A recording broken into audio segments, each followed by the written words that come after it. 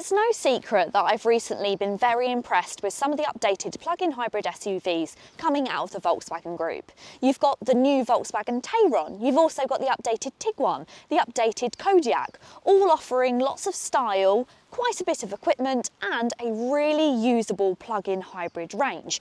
But if you look past the Volkswagen badge, is there better, more affordable models that do the exact same thing?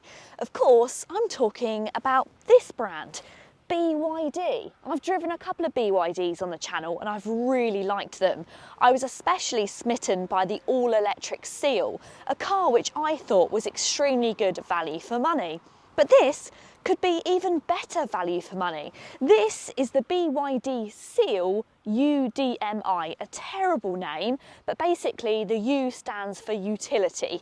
So it's an SUV version of the BYD Seal, but it's not all electric. This is a plug-in hybrid with a range of over 70 miles on all electric if you go for the entry-level trim. It's more around 50 miles in real world, but that's still incredibly impressive. And the best bit? It starts from around £33,000. So is it any good? And is it better than the Volkswagen Group models? Well, that's what we're going to find out in today's video. Hi guys, my name's Tish and welcome back to my channel Auto Social UK. In today's video, I'm going to be spending time with the BYD Seal UDMI and I'm going to be finding out whether this is a fantastic plug-in hybrid family car. So if that sounds good, then please keep watching. And if you like new car reviews and car content, then go ahead and hit the subscribe button. As I mentioned, it's a plug-in hybrid and it's available in two versions, the Boost and the Design, but both versions come with a combination of petrol and also electric power. That's what the D stands for, dual power. And it offers both front-wheel drive and also all-wheel drive with one or two electric motors, and power outputs which range from 215 all the way up to 319 horsepower in the model that I'm driving. The Boost model is the entry level and this features a 1.5 litre petrol engine paired together with an 18.3 kilowatt hour battery and a front mounted electric motor. It accelerates from 0 to 62 miles per hour in a respectable 8.9 seconds and it provides a smooth and quiet ride. On the other hand, you've got the Design model, which is this one, and it's more powerful. It's got an additional rear motor, making it all-wheel drive, and that totals to 319 horsepower when both the petrol and the electric motor are considered. Whichever model you go for, they both transition seamlessly between electric and petrol power. In fact, it's often so quiet that you'll hardly even notice the petrol engine kicking in. This is my favourite setup for a car nowadays.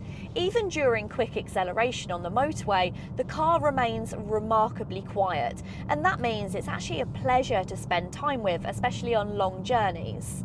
However, while the driving experience is generally comfortable and set up for family life, it isn't the most dynamic car in corners. In fact, this is really where it loses out to some of its rivals, especially the Tiguan.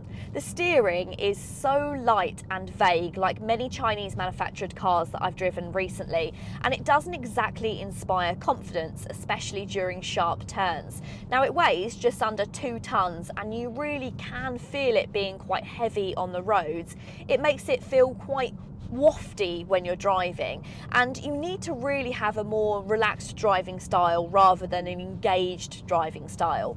But comfort wise, the suspension can be a bit soft and bouncy, and that does lead to a somewhat floaty experience, especially at higher driving speeds. And then when you do hit those bumps when you're at lower speeds, you do feel it shudder through the cabin somewhat. But fuel efficiency is where this car wins. If you go for the entry-level Boost, it gets 90 miles per gallon in mixed driving, while this Design model drops to about 44 because it's more about performance. This car is most impressive when we're talking about all-electric range. This plug-in hybrid has a maximum range of 78 miles, so it can do the majority of its journeys on fully electric, just with the engine as backup. That's 1 mile longer than the Tiguan. But where it can't quite match the Tiguan is in its charging speeds. So if you've got an at-home charger like I have, it has a maximum AC charging speed of 11 kilowatts. However, most people like me will have a 7 kilowatt charger, and then it will take you a few hours to get a full battery. However, when you're on the go, this has a maximum DC charging speed of 18 kilowatts. Now that's compared to the Tiguan, which gets 50 kilowatts of DC charging. So you can be back on the road much quicker in the Tiguan.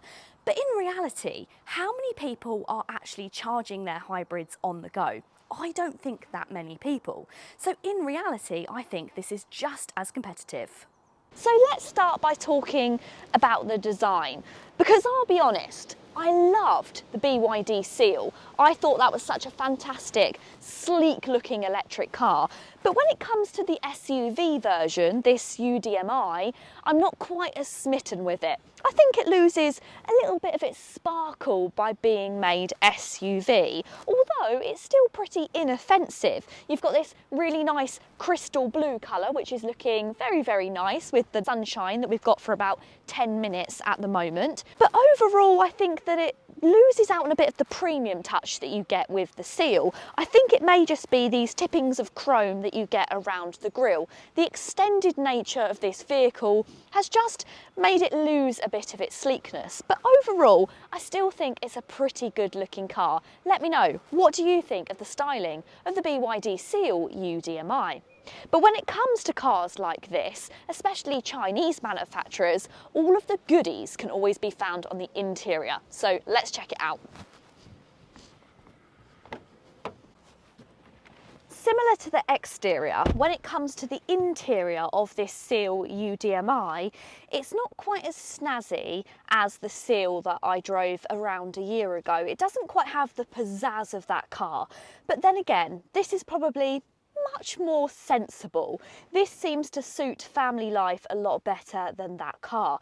I really loved those jazzy blue light leather seats, whereas in this car you have a much more palatable black vegan leather. So this isn't real leather, but it has to be said that these are so comfortable and so high quality. You also get some really nice just green or turquoise stitching which runs down the centre, and also you've got some perforated sections on this leather. I think these seats are beautiful. That's something which BYD do so well. They feel very high quality, they look high quality, and they are also very, very comfortable as well. You've also got leather on the armrest, and you will think there's a slightly strange mark on this armrest, but what that's telling you is if you've got the key card, you can pop the key card on there and then that will let you start up the vehicle. Do have a physical button here, it's just in the centre, and then you'll also find a lovely crystal gear selector. I love this a lot. Again, it's not quite as blingy as the one in the Seal, but I don't mind. I think it suits the vehicle nicely. You've got a mix of materials used within this cabin, and overall they're all very, very good. You've got leather on top of the dashboard, and then you've got this softer leather which matches the seats, which runs along this centre console. You've also got that green stitching which matches together with the seats. You've also got this piece of gloss black which runs along the centre, and although it attracts all of the dust, I'm not too offended by it because you can't get too many sticker fingerprints on there unless your kids are always touching the dashboard. You've also got ambient lighting which just runs underneath that. In this centre console, you've not got only one wireless charging pad, but you've also got two, which is brilliant for family life. And then inside this armrest, you'll find a really deep storage section. You've got two cup holders with little spongy bits to hold smaller cups in place, plenty of storage inside the doors, and you've also got loads of storage underneath this centre console as well. Now, let's talk about the infotainment system. Because this 15.6-inch screen dominates the cabin, the system is very clear and intuitive. It behaves a lot like a smartphone in a way that you have widgets that you can leave open for quick access, or you can close them when you're no longer using them. There's an extremely clear 360-degree camera, and of course the screen's party trick is the fact that it can rotate 90 degrees. Now, where this car blows pretty much all of its competitors out of the water is standard specification. Even going for the entry-level most affordable Boost, you get so much spec as standard, including this panoramic opening sunroof. You also get head-up display, the wireless charging, adaptive cruise control with lane centering, and also distance control. In fact, as you scroll through the specification, you'll notice that unlike many other models, all three versions of the BYD Seal UDMI, they get every bit of specification you could even wish for, and the only choice for customisation is the paint colour. So it truly is just performance and range that separates the three different cars. Everything else is identical. For what it loses out on when it comes to ride quality, it definitely makes up for with comfort in the back. These rear seats are very comfortable. They're in the same vegan leather and it's very soft and very squidgy. So although the ride is a little bit twitchy at times, I think these seats do cushion a lot of those blows. They're also able to be reclined. So if you don't want to sit up straight, you can actually lay them back. And if I lay both of these back, you'll see it gives you a very reclined driving position. It feels super comfortable. I could definitely take a nap back here. Of course, if you do want to sit them back upright, you get a little bit more boot space. It's also really good because it has a completely flat floor. So despite not being an EV, it definitely has EV benefits when it comes to this floor. And I've got loads of legroom. I've also got lots of knee room, I've got plenty of headroom, even though this has a panoramic sunroof, and that panoramic roof is doing wonders back here, because even though everything's black, it's bringing in lots of light and I don't feel claustrophobic at all. It's a little bit of a downfall when it comes to amenities, so I've got a couple of cup holders, but I haven't got any through loading and there's nothing to hold smaller cups in place, which I don't think will be too much of an issue. It's just things I've noticed. I've got two ISOFIX fitments in the back here, and I've also got a third one on the passenger seat as well. I've got two USB-C charge points, a little bit of storage back there, and I've also got air vents in the rear too. Haven't got any 3-zone climate, but I don't see that as too much of an issue. I've got nice deep door pockets on the backs of the seats. I've got storage inside the doors, although not a huge amount, and it doesn't go above and beyond in any of these sections, so I don't have any clever little device holders or anywhere to pop a mobile phone. I think compared to the rest of the market, it's still pretty competitive, but the Tiguan has those really fancy features where in the centre armrest you have a device holder, and you've also got somewhere to pop your mobile phone. It's also got felt-lined door pockets, and these all make living with this car as a family car just a little bit easier. But overall, for this class of car and looking at the price, I still think it's pretty good in the back. But what about the boot space? Interestingly, when it comes to Chinese manufactured cars, they seem to concentrate on interior space and not necessarily the boot space. So usually the boots are a little bit smaller. And this was the case recently in the JQ J7 that I drove. And a lot of people were disappointed about the boot space. Now, inside of the boot of the BYD Seal UDMI, it's a similar story. You get 425 litres, so that's behind the majority of its rivals. As you can see, I've packed the boot with my week away. I've got a suitcase, I've got a holdall. You can fit quite a lot in there.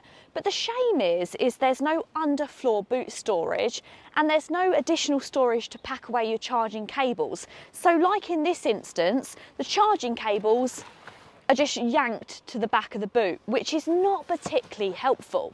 All versions do, however, get an electric boot, so that does make it easier to live with. So the Seal UDMI is by no means perfect, but then again, what new car is perfect nowadays? But when it comes to value for money, it's very difficult to get such an impressive plug-in hybrid vehicle under that £40,000 mark. For those looking for a new company car, the Seal UDMI will make a lot of sense. And to have the ability to go those long distances in a vehicle like this is going to be very appealing. But let me know, what do you think of the Seal UDMI? I don't think the exterior design is quite as striking as the Seal in its electric form, and I think that's a bit of a shame because that was a real head turner. This just blends a little bit more into the rest of the sea of SUVs. But let me know all of your thoughts down below. I really hope you have enjoyed this video. If you have, go ahead and give it a big thumbs up. And if you want to see more videos from me like this on the channel, then make sure you're subscribed. Until next time, guys, see you later.